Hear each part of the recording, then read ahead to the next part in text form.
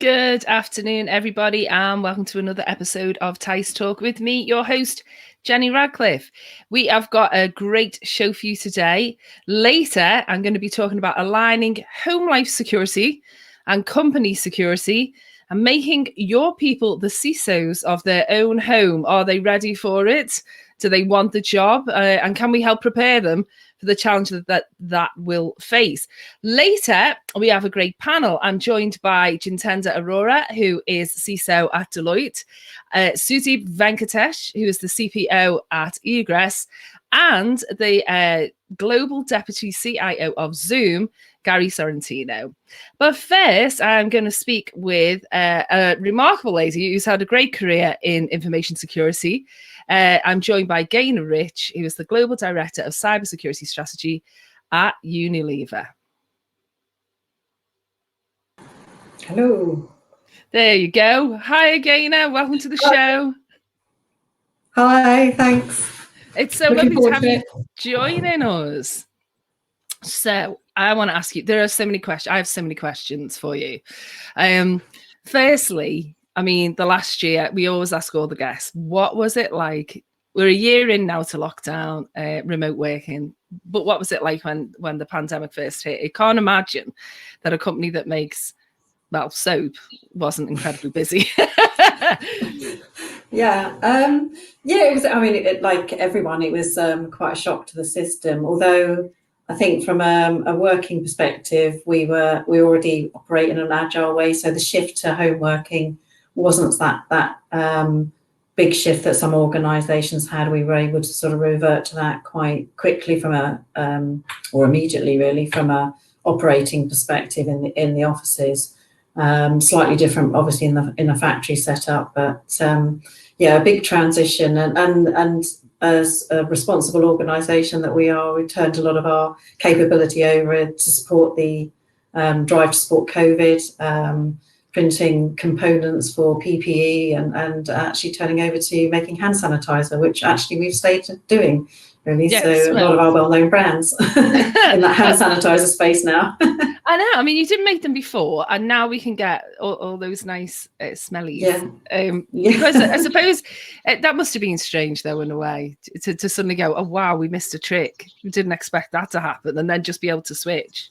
Yeah, just been able to switch over. But I suppose it's the wonders of modern technology, really, being able to switch a factory over from producing one type of soap to adding in the hand sanitizer. So let's talk a little bit about, you've been many years overseeing sort of strategy initiatives, cross-functional projects. I mean, a year in now, what should people be focusing on in terms of strategy, in terms of going forward and looking to the next year or two, now that we're hoping to come out of it all? What do you think the sort of security team should be looking at?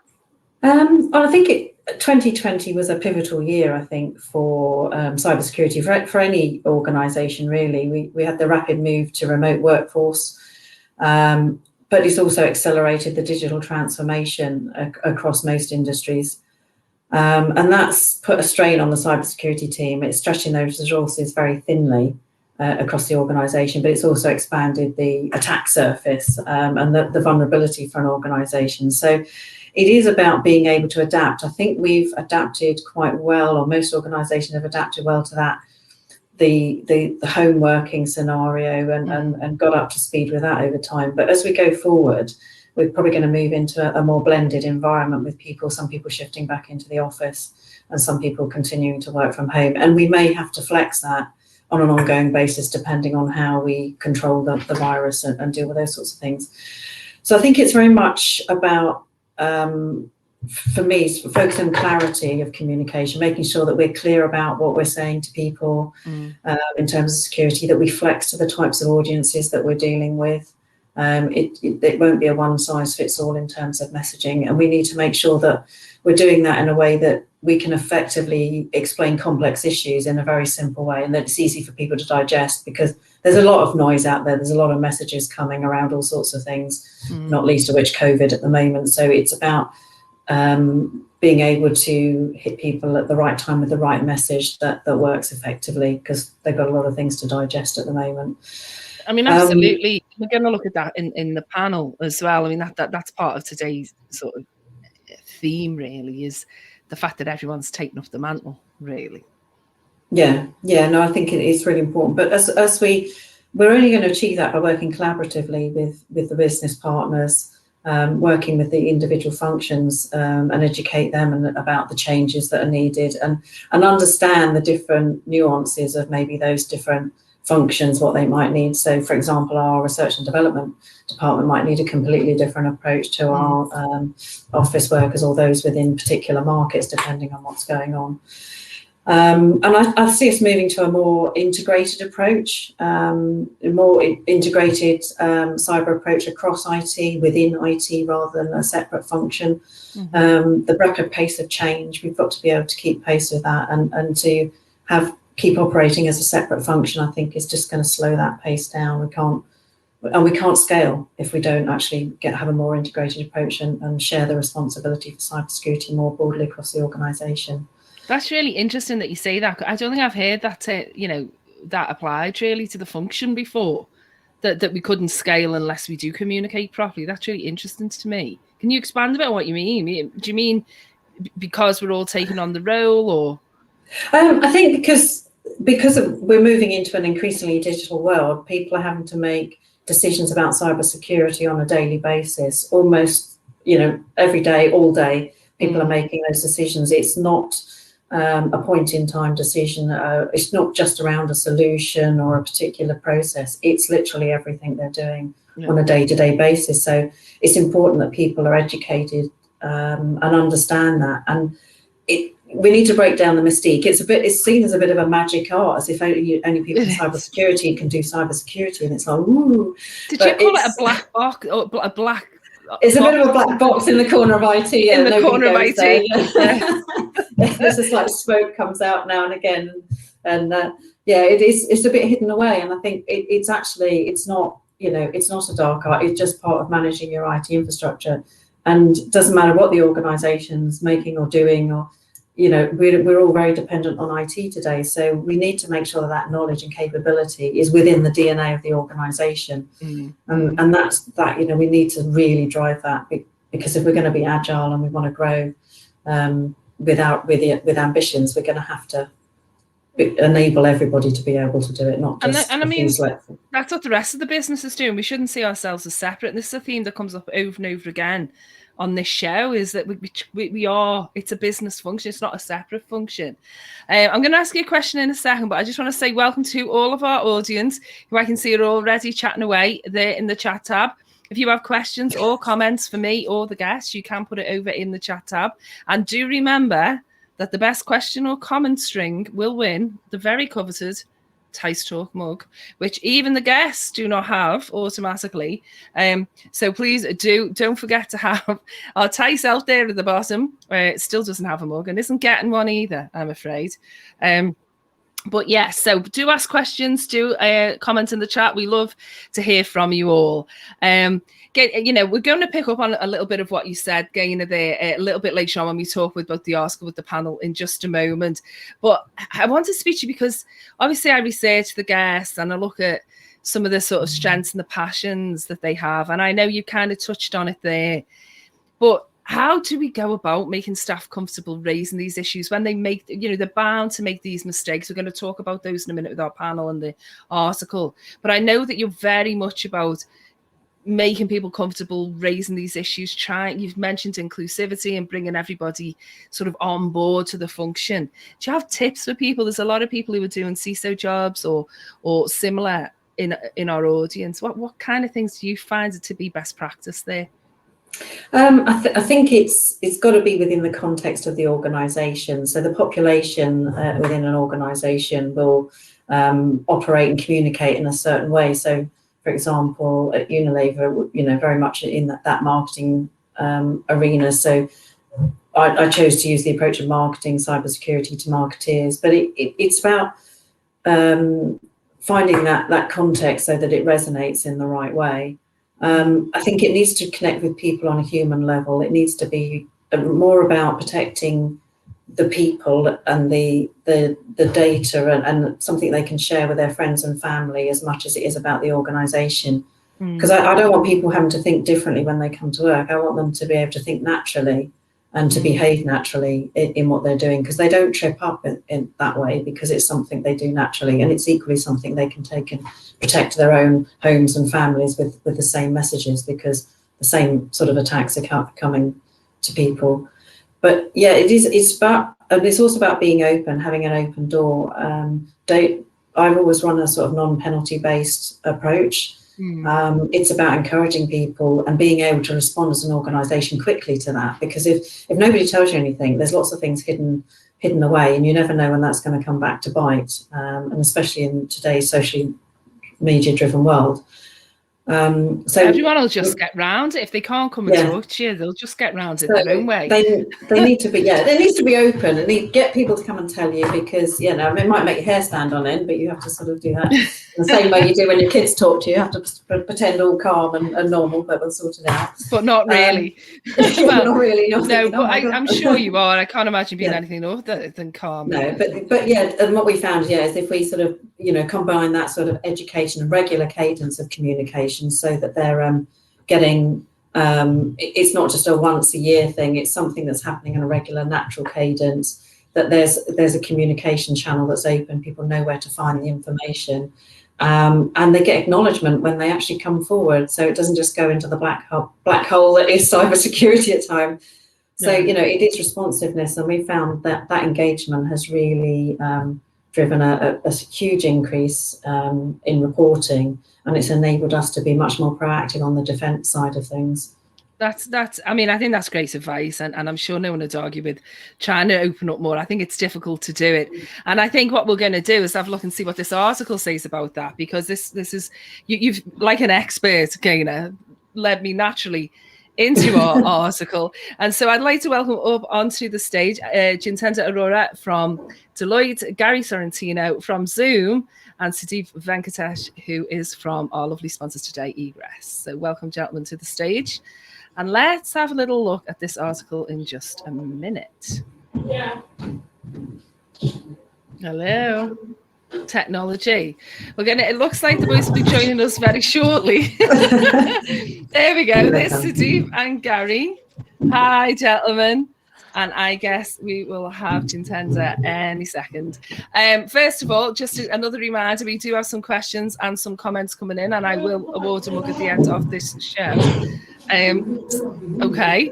A little bit of background noise there. We're going to carry on like pros, ladies and gentlemen. Just to know that despite what Pendle says, the Thai cells are not getting a mug, I vote no, and it's my decision. So let's have a little look at the article that we had today, which was in Information Security Magazine, and it's some statistics from a poll done by the company Forcepoint. It polled 1,000 UK adults to better understand how life under lockdown was affecting corporate cybersecurity posture. There were some interesting findings in this, folks. I mean, some of it was fairly obvious, I think. Over half of people reported increased personal pressure due to COVID. And younger respondents said that they suffered more than older respondents. That was younger. I think they were under 33 or something like that. So that's kind of obvious. And then it said that the main thing that they were worried about, or that they felt pressure, was to be available for work outside of normal hours. If I come to perhaps Gary, first of all, welcome to the show, Gary. Thank you. Pressure to be always available to talk about work, no matter what. This technology, you'd know better than anyone, is fantastic, but people are saying they feel pressure from their firm to be available all the time. Any thoughts? Well, I think that's true. I think, especially today, think about it. We all work in a global community, a lot of us, and even if you don't work in a global community, I work for a West Coast company, and so today, asynchronous working is something that's new to us. In other words, before it was, you usually work around the people that are close to you. You come in at a certain time. You probably take the same train every day. You work your same schedule. We all go to lunch for that same hour if we get lunch. We all leave around the same time, especially if you live in the Manhattan area. It's very regimented. all of a sudden now you're hearing those bings because you are living at work. Mm-hmm. And you're hearing that bing at 8 o'clock at night from your superior boss. He's sending you a mail 8 o'clock at night. It probably says something like, it's okay if you don't answer this tonight. You're a young employee. You're trying to move up in the company, right? Of course you're going to answer that. So I think today there's a lot more pressure from people to extend their hours into what we're calling asynchronous working. Yeah, I mean, I'd agree. And I don't think it's necessarily the lockdown or anything else that brought that. I think we were going that way anyway if we weren't careful. I mean, Sudeep, what about your thoughts on that? Do you think we were going that way anyway? It's just been exacerbated, if you like, by this remote working culture we were all plunged into immediately. Yeah, absolutely. I mean, even before COVID hit and lockdown hit, we saw that people were under more pressure. We felt with mobile devices now, you're always forced to be always on.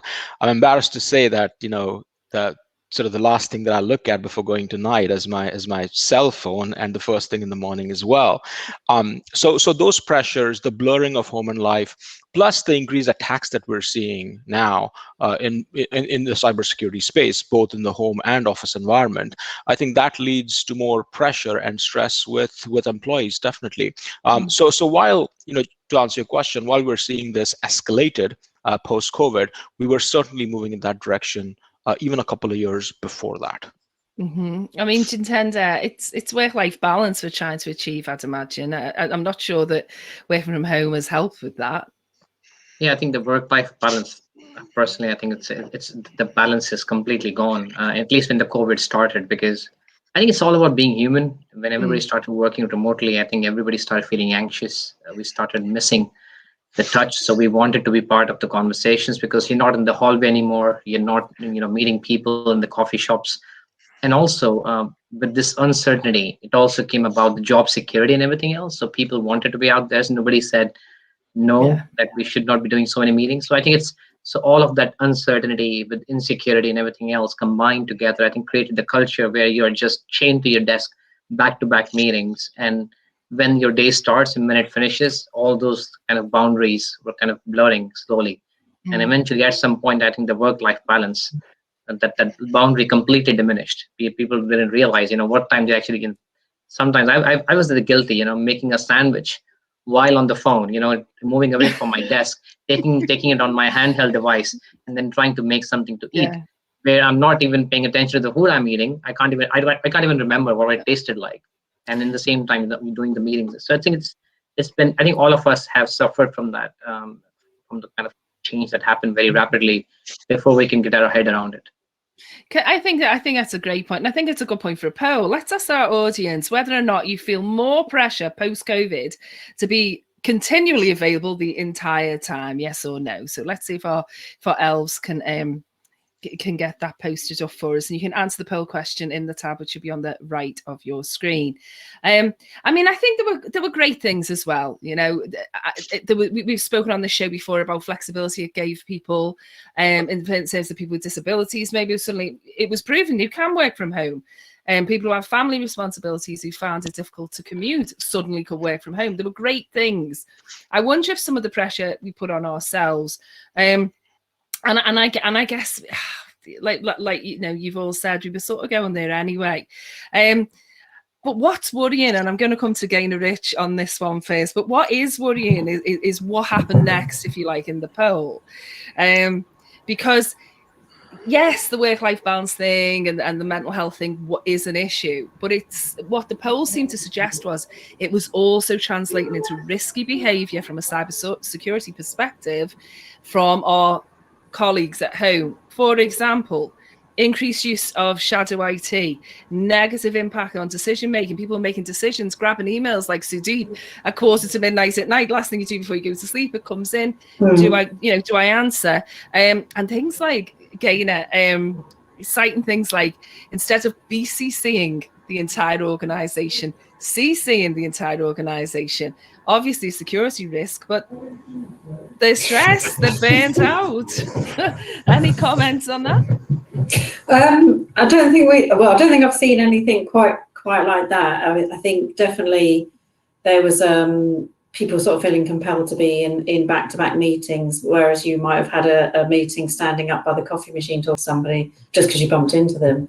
You weren't having that, and so that sort of 10-minute coffee chat turned into a 30-minute Teams meeting or Zoom meeting in what you were doing, and certainly there's been a significant upswing in sort of phishing activity that we've seen, and really, from my perspective, it's about sort of trying to communicate with people in a subtle way, not bombarding them with messages, but trying to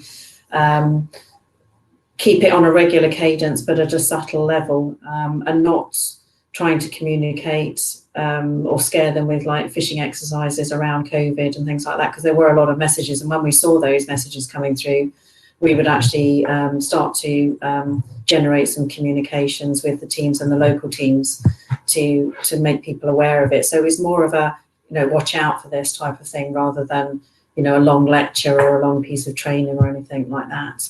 Right. And really, and now we're looking at sort of nudge theory and technology to sort of help just give subtle nudges on a limited basis, not sort of bombarding people, but with those sort of reminders at the point of action, so that it sort of learns with what the user's doing, and then gives them the right messages at an appropriate time based on their behaviour. So they're trying to sort of keep it subtle, I think, but keep it focused and remind people. Yeah, I mean, I think we had a question for you that came in from one of our regular audience members, Lee, who was saying there must have been different cultural differences. You're talking about training, making people aware. The article actually says we should make them comfortable, raise awareness and model positive behaviours, but specifically to yourself, Gaynor. I'm going to come to the gentleman in a minute about those 3 points, but there must have been cultural differences in training, and then on top of that there was the distance thing, and the fact that, as you've said, people can only absorb small amounts during a crisis. Do you want to comment on that question for us? How did you do it? Sure. So through the culture and education program I've built up over the years anyway, we've established that local presence in our key markets, so geographically, for exactly that reason, so that we could communicate in a way that's culturally appropriate, both business culturally in that particular geography, but also within the country culture. And that network of champions, 130 strong now, have been a great help in actually driving the culture change in communication before COVID, and really came into play in that. And we'd also learned an awful lot about the different ways of communicating in the different regions. So it's a much more tailored approach. So we're able to communicate a similar message, but in a way that lands appropriately within each of those geographies by leveraging that skill and knowledge on the ground. And we do a lot of communication in local language as well. So I think all of our training is now in about 26 languages. So we try to make it as personal as we can now. We have to build from a base of very little, but we were fortunate that we'd done that work before we got to the COVID situation, so I've been able to leverage that in this environment. Excellent. Well, I think these are great tips. I mean, and coming to the gentleman for a minute, I mean, building on what Gail said, the researchers said the companies needed to take into account the unique psychological and physical situation of home workers when it came to awareness and IT training, to make them comfortable, to raise awareness and to model positive behaviours. I mean, Sudhi Venkatesh, easier said than done in a crisis.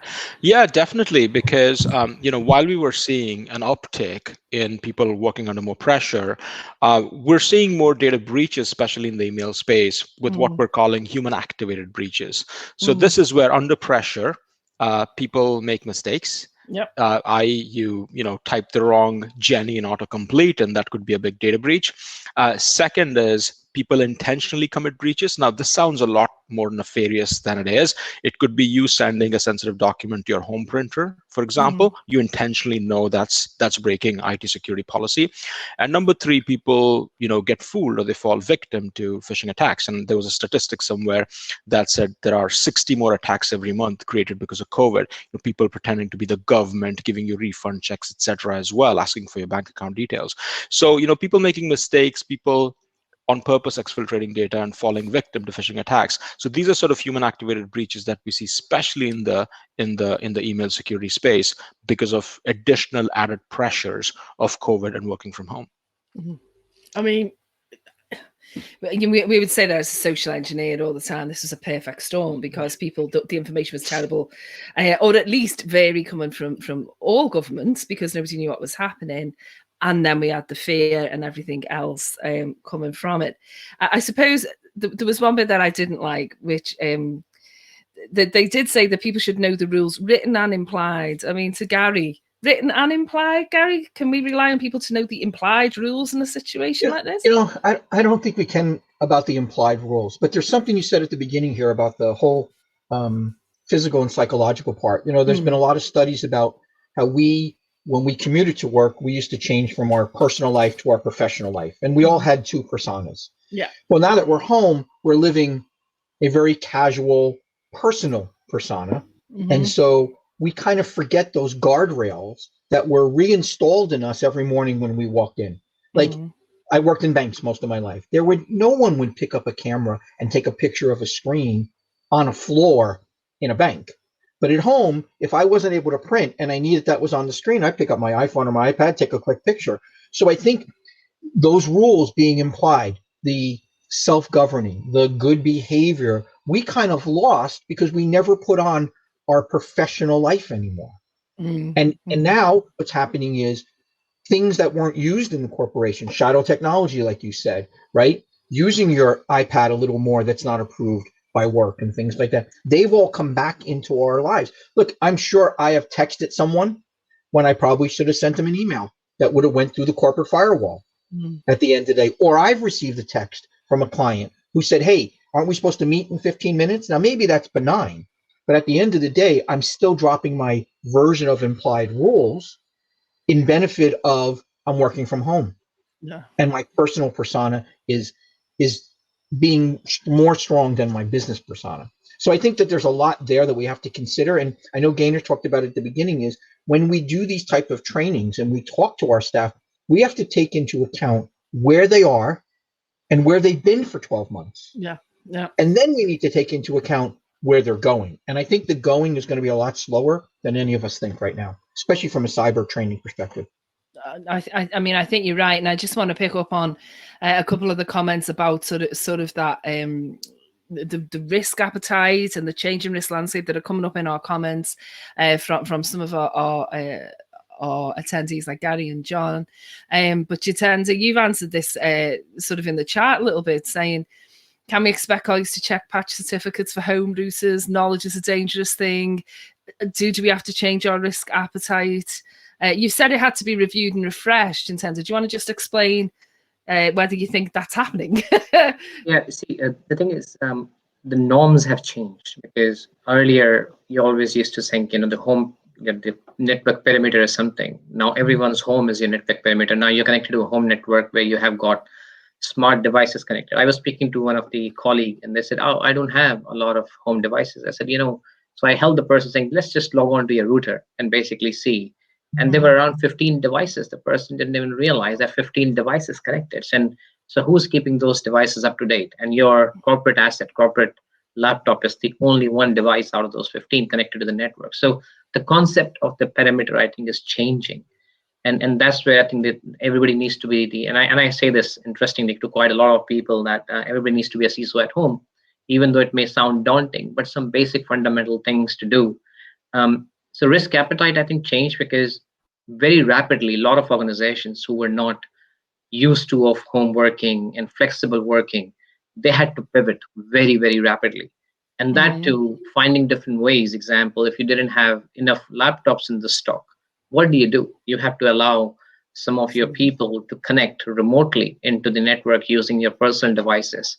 People had to spin up, the remote capability in AWS, Azure to provide that. And all of this was happening very, very rapidly. In normal course, you will take months to kind of look at everything else and come up with do the risk assessment, put the right controls and right design. That luxury wasn't there because the demand was such that you had to adopt to new technologies, new collaboration technologies very, very rapidly. I think Gary has been part of all the Zoom, the noise that happened in the market, a lot of which was basically ignorance, lack of knowledge, but not people understanding what was the right way of even enabling some of these technologies. So the risk appetite had to change that in the spirit for the better good in terms of enabling the workforce, not just to work, but to connect, to be able to interact with each other. You have to find new ways of working. But at the same time, go back and look at making sure when something has been adopted and rapidly done, the risk appetite has to change to say, okay, some things which were not acceptable in the previous norms, they are a bit more acceptable today in terms of SLAs, in terms of the way you're going to do things. And what also that meant is retrospectively, you had to go back and put some controls in place to be able to make sure that some of the risks that may not have been considered, you have been able to consider that properly. Yeah, I mean, I think it's interesting that there are practical elements, but like Gary said, there's also sort of that psychological element that's going on. And I think that ties quite nicely with this idea of what you've just mentioned, Jitendra, which is that CISO of your own home thing. I'm not sure people, I mean, that's a poison chalice at the best of times. I'm not sure people are ready for that. I mean, I think people are ready or not. I think the problem that we have today is I got a phone call. And in fact, I put it on speaker to kind of make sure my wife and my eldest son was home, can listen to them. And that phone call was very professional, automated voice, a very, very professional voice coming and saying, this is a call from National Crime Agency. Do not ignore this call. We have seen your social security number, your NI number being used for the fraud and everything else. And that will be canceled within 24 hours. You must speak. And then actually really emphasizing you must speak to the agent and press 1. Only one option was given in the call, to press 1. Now, if you think about it, attackers, all the people who are committing the fraud, they don't care, what kind of level of diligence you had. So everybody has to uplift their knowledge about, some of the basic fundamental principle. I think that's where, for me, cyber is becoming a mainstream topic than a corporate topic. It's a topic that applies to our daily lives and not just the corporate world anymore. And that goes back to Gaina's point earlier about sort of integration and moving the function sort of laterally, if you like. But I wonder if we're asking too much of people, Gaina. I mean, we're just about trying to get people used to know what phishing and spear phishing is, and now we're asking them to be a CISO.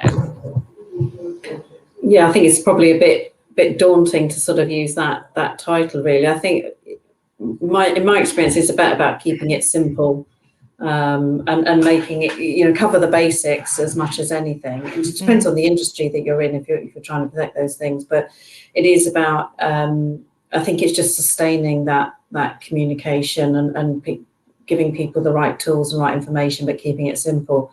Because there's a tendency from a technology perspective to overcomplicate things and speak in a technical way, which we all understand, we all get it, and we totally understand all the risks.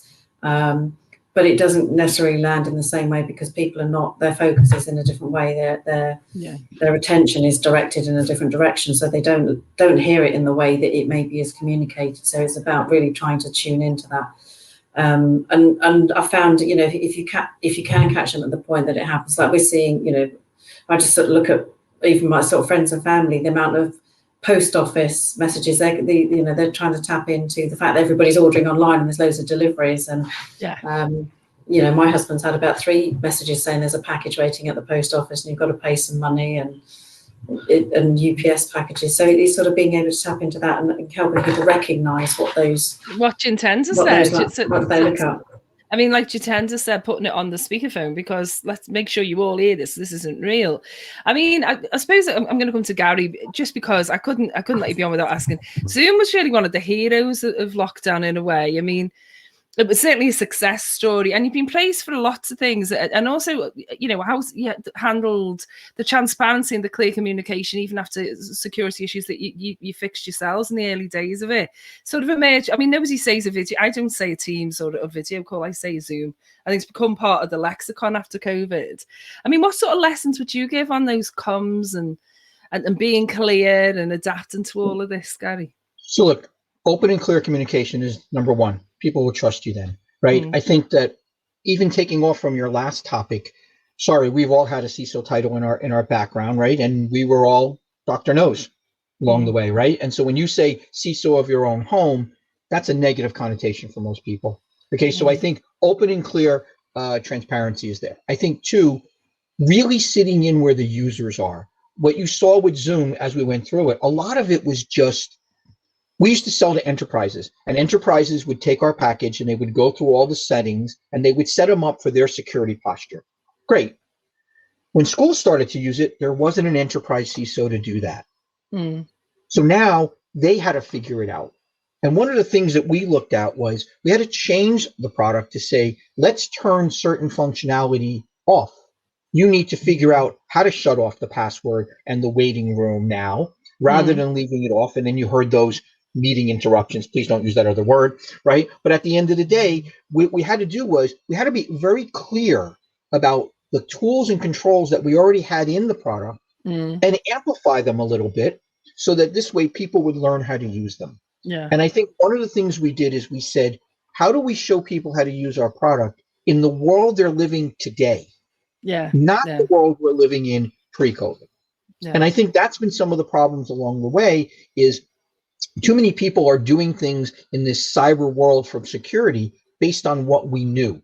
And those guardrails don't work anymore. It's more about, here you are going to use shadow technology. You are going to have your iPhone and your iPad right next to you because you're home. But if you are going to use those products, here's how we recommend it. And I think that's what we missed a lot of times when we first went through this. Look, we were all caught with, hey, everybody go home. In the United States, it was basically March 13th. Go home, grab as much stuff off the desk as possible. And people were grabbing monitors that didn't work at home, and they were grabbing printers that they couldn't get to work at home, but they grabbed as much stuff as possible. And we went home unprepared. And then I think for the next 3 months, we tried to keep teaching and training people in a legacy manner because we didn't even get up to date. Because here's the problem. We're trying to teach people how to work in a virtual environment while we're still in a virtual environment ourselves. Right. So you send home all the employees and you send home all the clients, right? And everybody's trying to learn at the same time. So I think one of the things we did was we did the weekly message out to everybody. It was clear and transparent. We came out with a roadmap of what we're doing.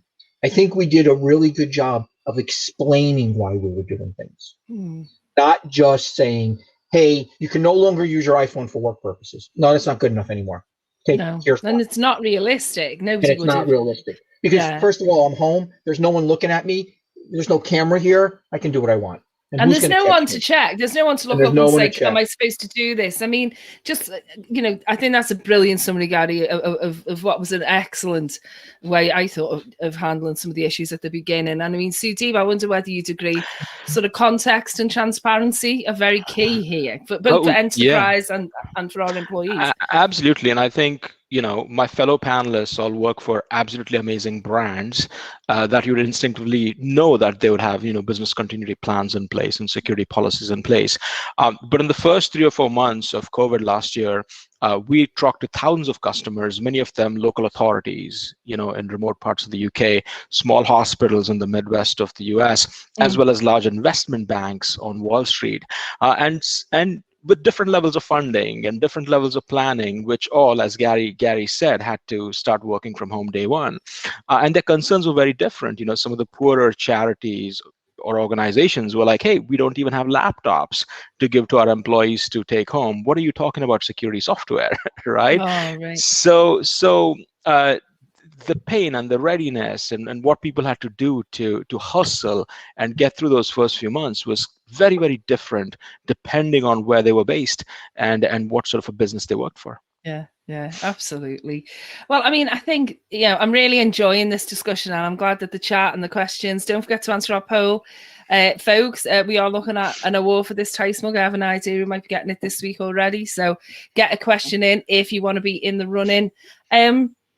We're a year in now, and we're a year into this idea of, I mean, I had a conversation with someone last week and said, we're a year in, they stole it because of the COVID thing and we're working from home and it didn't work because of this.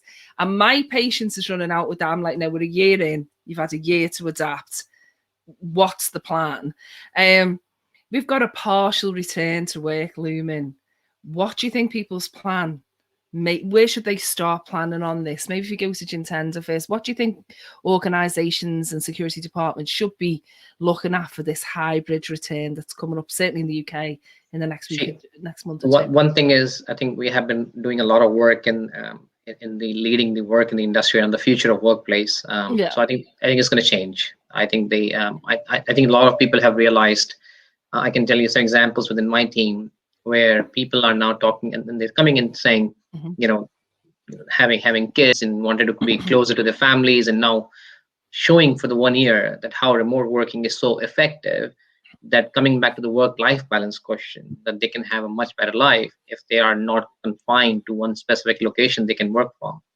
And that is basically not just coming from the corporate strategy perspective, but that's coming from the employee perspective. And that's also opening up a completely different dimension in terms of the talent pool availability that you have to be able to get the right people.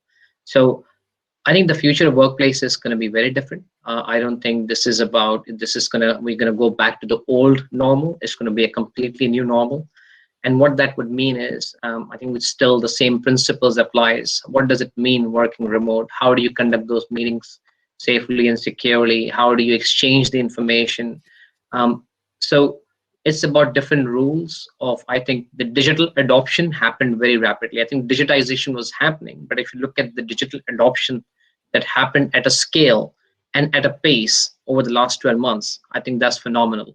And what that means is now there are different rules to operate in this a true digital hybrid environment. And what it means in terms of security, I think to Gainer's point, it was about educating our people in terms of what security means in this new world, in the personal life, and just like, secure, cyber secure, savvy behavior in a digital world. And we have to start kind of debunking that a bit more for our user community in a way they understand. And that's what I think about sometimes. I think I was taking the analogy from our neighborhood watch email list that we have in the area. We have seen more issues actually in the neighborhood than ever before. But the advantage we get that is every time the neighborhood watch police department, they share with us what's happening in the neighborhood, where something has been taken from, and some simple tips. Everybody's learning very rapidly. So we need to talk about those stories. I think we need to explain, what can go wrong by some sort of small action that may have happened. So people can start opening up their mind about what are the real threat environment that we live in. And once we start being a bit more open about it and sharing simple tips, I think people start connecting a lot more to this topic. Yeah, I mean, I can't help thinking that, Gaynor, you'd agree with the idea of, we've got Gary here on the chat saying, I'm not going back to commuting by ScotRail. I mean, there's going to be advantages of people being able to do different hours and focus on different things in the kind of hybrid model that's going to come before whatever it looks like in a year or two, isn't there? I mean, I'm sure you'd applaud that. Yeah. No, I think it will be a more blended approach. We're not going to lose offices altogether. People want to collaborate. They do want to meet face to face, and I think we're all desperate for that actual sort of physically meeting people and being able to have a more flexible way of working. And I've been working in that environment for 20 odd years now, so it's not strange to me to be sort of mixing between office and home. So I'm quite fluid, but I agree with Jatinder. It's about making it, helping people understand in a much more simple way, making it relevant, but sharing those stories. I think organisations have historically been very close to their chest about things. It was almost like a shameful or embarrassing thing to share, whereas actually it is a bit more like the community security program. The more we share about what's going on, the more we let people know what's going on in their immediate environment. Absolutely. The more it's not something that happens to other organisations. It's something that's happening to every organisation and everybody, and can happen to anybody. And I think I hesitate to use the term normalise it, but it is a normal thing. So we need people to be alert to that and Absolutely. Be open to sharing those experiences, but also reporting those experiences so that they get the help they need when they need it as well. Absolutely. Sudeep, a few final words on maybe this hybrid, going back a little bit and what we've learned maybe from the last year. Yeah, absolutely. And we actually conducted a poll in our business about what people would want to get back to. And 98% said that they would like a hybrid working environment. So I think it's going to be more of, having a strategy towards that everyone can agree to. Some of our teams, like development teams, are saying that they would like to be remote more of the time. Some of our sales teams obviously want to be in 3 or 4 days a week so they can collaborate and learn from each other. So I don't think there's going to be one policy that works for every employee of your business. I think different teams will have different needs and demands for hybrid working that I think we'll all have to cater to. I have to leave the final words from the panel to Gary, because if one thing's for sure in this uncertain world, Gary, one thing for sure is that we're certainly going to be on video calls a little bit more. So any thoughts for the next couple of years going forward? Look, I think we all have to have a realization the past is gone and it's not coming back. Okay, we need to just put that down in writing and say that, because there's still a lot of very senior leaders out there who think that we're going to return to a greater than what it was before. And I think I agree with Sudeep when he said 98%. Everybody's going to want some sort of hybrid work environment. And to tell you the truth, I think that scares us the most, because companies know how to handle people who come to work, and they actually know how to handle people that work 100% from home. Sure. And that middle ground, especially from a security perspective, is how do we treat those people? Because they're really two people sometime in a company. They're an at-work worker and they're an at-home worker. And we have enough trouble teaching them one security policy. It's going to be a little difficult to teach them two security. Now, there shouldn't be two security policies, but how do we blend it together so they understand that there are professional guardrails that apply whether you're here or here? Because as someone said, we've enhanced the four walls to be our homes now. You know, we always talked about protecting the four walls. If you have 1,000 employees, you now have 1,000 four walls. And we have to make people understand what the new age of work is going to look like. And I think if we can get the balance of what is the new age going to look like? What are the tools? Look, video is the new voice. Okay. So what are the tools you're going to use going forward, and how you balance that? Absolutely. Not just work-life balance. How do you balance that? And I think if we can all go forward with an open mind, we'll be successful. Well, I really hope so. And I know that I've really enjoyed this panel discussion, which in my mind has been incredibly successful. We'll be looking at our poll in just a sec if the elves could get us the results. We've had some great comments from our audience, from people like Gary and Lee, talking about a place of collaboration and meeting. Looking forward to going back in the odd day a week. We've had to lose Jintender because he's on another call now. So our poll results then. Have we got our poll results? I asked the question whether you felt more pressure post-COVID to be available all the time. And I'm afraid 19% it was about the same, but 50% said yes, that they do. So we do all feel more post-COVID to be more available. I'm going to say thank you very much to my lovely panel, to Jatinder in his absence, to Gary Sorrentino from Zoom, to Sudeep Venkatesh from the lovely Egress, who've been our sponsor today. Thank you, Sudeep. And to my lead guest today, Gaynor Rich, for fantastic insight into, I think, leadership and management through this crisis. I also want to say thank you to all of you for listening to the show.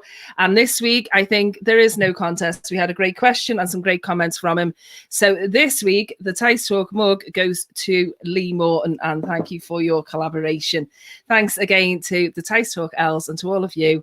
And I'll see you not next week because we have an Easter break, but the following week. But do tune in to Jeff White's show on Thursday, the next edition of teissTalk.